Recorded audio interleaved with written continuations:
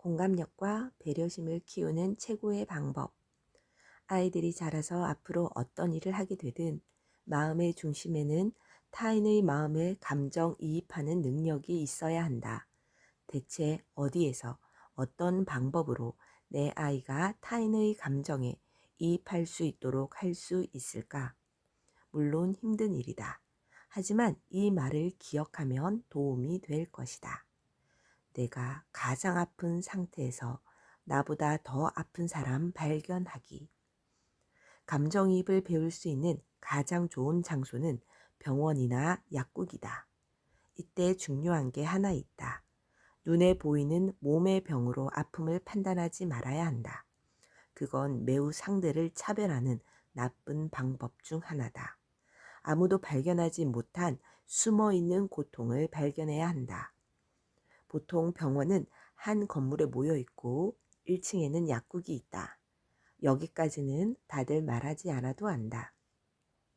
그런데 우리는 중요한 사실 하나를 놓치고 있다. 병원 건물을 관리하는 경비실에 앉아 있는 사람이다. 자주 가는 6층짜리 병원 건물이 하나 있다. 모든 층에 병원이 입주해 있고 정문을 열고 들어가면 경비실 옆에 있는 엘리베이터를 타고 올라가는 방식이다. 당신도 자주 가는 병원을 생각하며 내 이야기를 들어보라. 더운 여름이었다. 놀랍게도 1층 경비실과 붙어 있는 약국은 정문을 열어 에어컨 냉기를 경비실과 공유하고 있었다. 겨울에도 마찬가지로 온풍기를 틀어 공기를 공유했다. 사실 나는 그 정도로 넓은 마음을 가진 약국을 거의 본 적이 없다. 온도를 나누는 모습을 보며 내 가슴은 뜨거워졌다. 물론 경비실에 난로가 있지만 병원에 찾아오는 고객이 1분에 1회 이상 문을 여닫으니 냉기가 잘 사라지지 않아서 버티기 힘들었을 것이다. 하지만 그래도 쉬운 결정은 아니었을 것이다. 냉난방에 들어가는 비용이 만만치 않기 때문이다. 대체 경비실을 지키는 할아버지의 어떤 점이 약국 주인의 마음을 열었을까?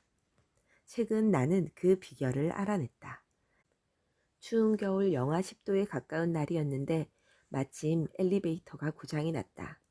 수리 중입니다 라고 쓰여 있는 엘리베이터 앞에서 할아버지는 문을 열고 들어오는 손님 모두에게 같은 자세로 인사했다.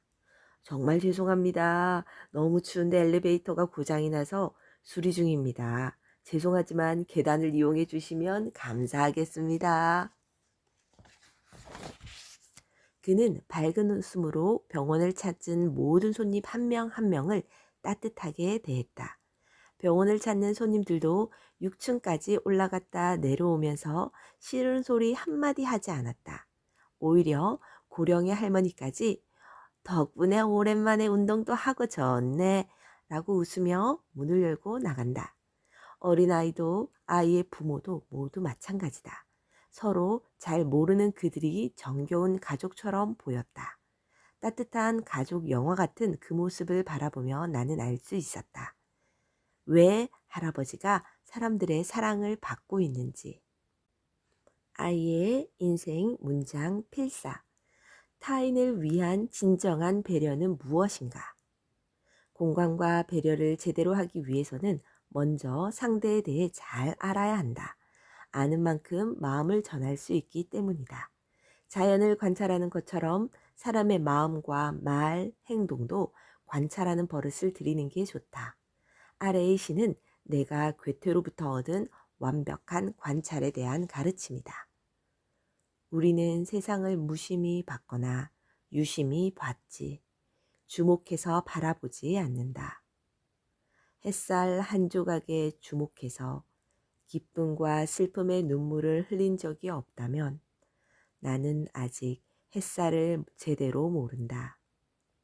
늘 사랑을 갈구하는 이유 역시 거기에 있다.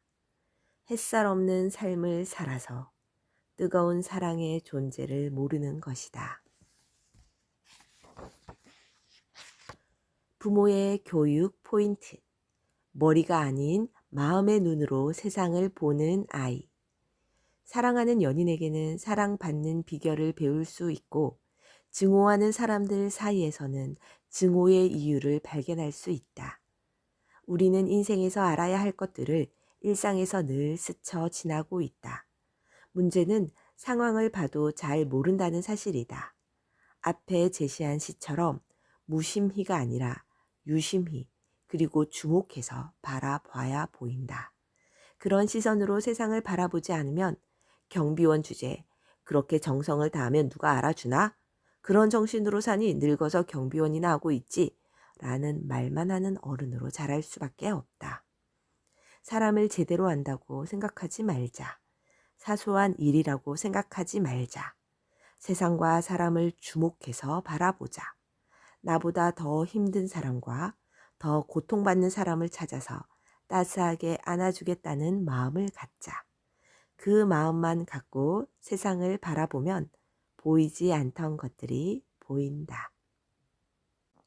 김종원 작가님의 아이를 위한 하루 한 줄 인문학